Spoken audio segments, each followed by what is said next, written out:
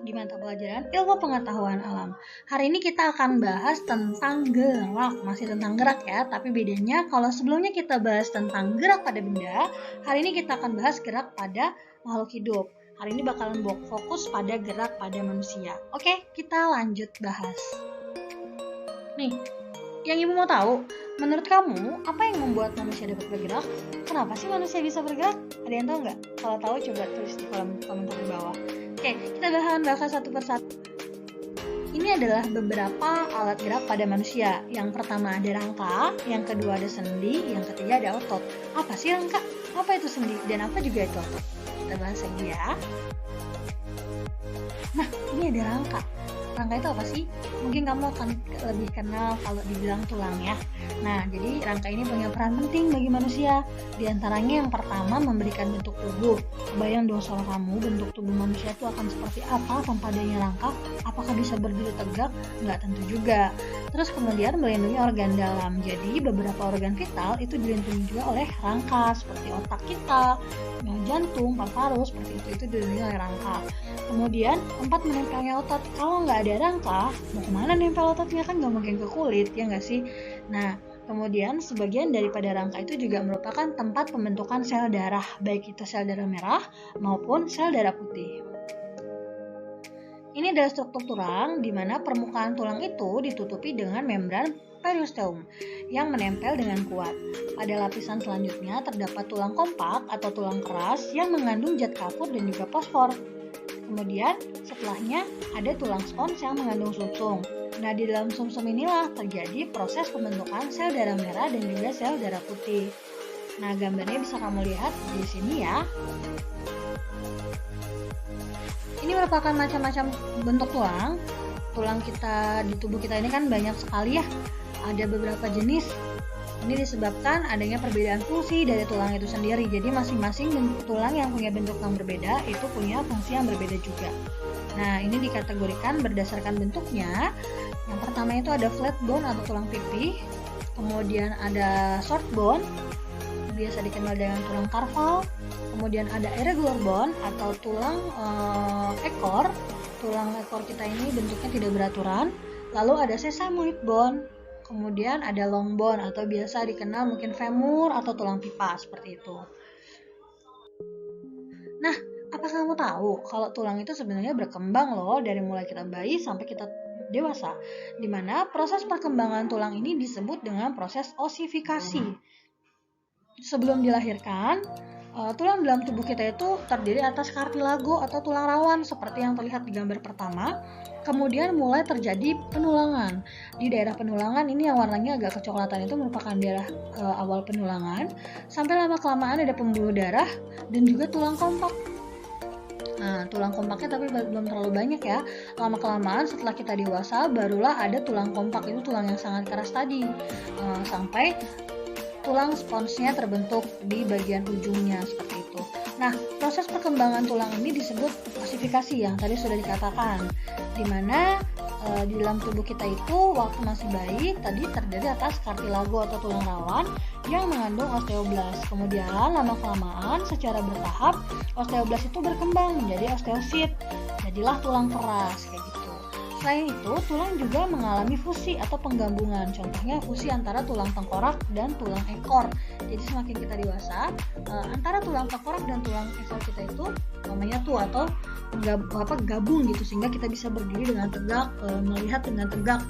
Beda kayak pada bayi yang atau anak kecil atau bayi yang baru lahir itu sulit menegakkan kepalanya karena memang fusinya belum sempurna atau bahkan belum terjadi fusi antara tulang tengkorak dan juga tulang ekornya. Yang kedua, ada sendi, di mana sendi ini dikelompokkan berdasarkan banyak atau sedikitnya gerak yang dapat dilakukan. Namun, ada juga loh sendi yang nggak bisa bergerak atau disebut sinartrosis yang terdapat pada tulang tengkorak. Nah, jadi dia tuh posisinya atau perannya sebagai bantalan. Kemudian ada pula sendi yang memiliki gerak terbatas yang disebut dengan amfiartrosis dan juga sendi yang dapat bergerak bebas disebut dengan diartrosis. Nah, kira-kira sendi-sendi yang akan saya jelaskan ini masuk kemana nih? Amfiartrosis atau diartrosis ya? Kamu nanti boleh jawab di kolom komentar juga.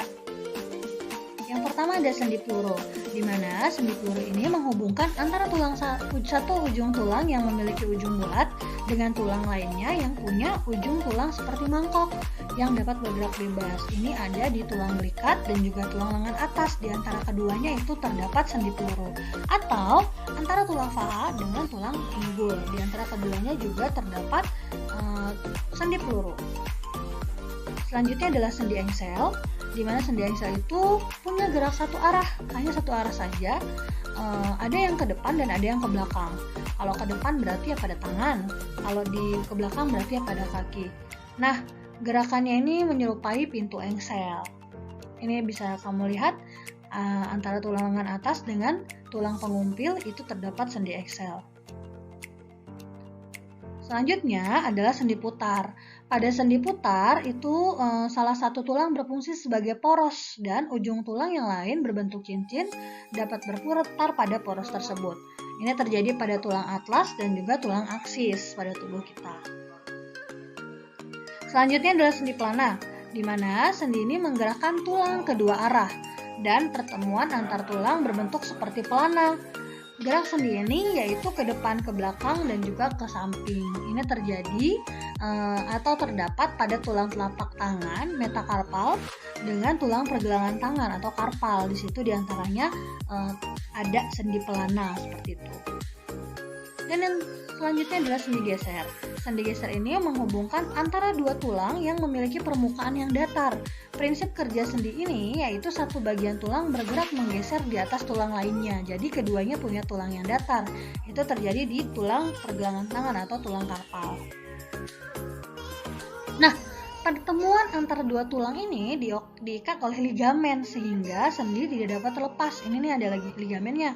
Kemudian selain itu ligamen juga punya fungsi agar sendi kita dapat bergerak secara fleksibel karena ligamen ini itu merupakan jaringan yang berbentuk pita dan tersusun dari serabut-serabut liat. Karena strukturnya yang liat ini jadi memudahkan kita untuk bergerak dengan fleksibel. Nah, inilah yang mengikat tulang antara satu tulang dengan tulang lainnya pada sendi. Nah, bagian kosong dalam persendian itu atau rongga-rongga sendi itu berisi cairan yang namanya sinovial. Kayak gitu. Selanjutnya yang ketiga adalah otot. Otot ini, kalau kita nggak punya otot, maka rangka dan sendi itu nggak akan punya kekuatan untuk bergerak. Otot-otot itu adalah penggerak bagian-bagian tubuh yang disebut juga sebagai alat gerak aktif. Hampir 35% sampai 40% massa tubuh kita itu adalah jaringan otot. Ini hal yang perlu kamu ketahui. Nah, kamu juga harus tahu kalau otot itu bisa loh berkontraksi. Kapan otot itu berkontraksi? Nah, otot ini adalah jaringan yang dapat berkontraksi menjadi lebih pendek. Proses kontraksi ini mengakibatkan bagian-bagian tubuhmu bergerak. Pada kontraksi ini, tentunya diperlukan energi. Yang namanya gerak pasti butuh energi. Nah, tadi ditanya kapan otot itu berkontraksi. Keadaan otot kontraksi itu bisa terjadi saat diameter lengan kamu membesar karena otot lengan kamu dalam keadaan kontraksi. Jadi saat kamu memendekkan lengan ya atau menekuk tangan ke atas, itu bagian bisep kamu sedang berkontraksi. Sedangkan keadaan otot relaksasi itu terjadi saat keadaan ototnya itu rileks atau ketika kamu meluruskan tangan kamu, maka lengan kamu atau otot bisep kamu akan berelaksasi. Nah, saat keadaan kontraksi, diameter lengan itu membesar dan ototnya memendek. Sedangkan pada keadaan relaksasi, otot itu akan memanjang dan juga diameternya akan mengecil seperti itu. Nah, kamu juga perlu tahu, otot yang bekerja di bawah kesadaran adalah otot yang kerjanya bisa kamu kendalikan. Prinsip kerja otot ini itu dapat dikendalikan, artinya kamu punya pengendalian terhadap otot-otot itu. Jadi terserah kamu nih mau digerakkan atau tidak, seperti itu. Lalu ada juga loh otot yang bekerja di bawah kesadaran. Nah, otot ini contohnya seperti otot jantung. Kamu nggak bisa kendalikan dia mau bergerak atau tidak gitu. Kamu nggak punya kendali ya terhadap itu.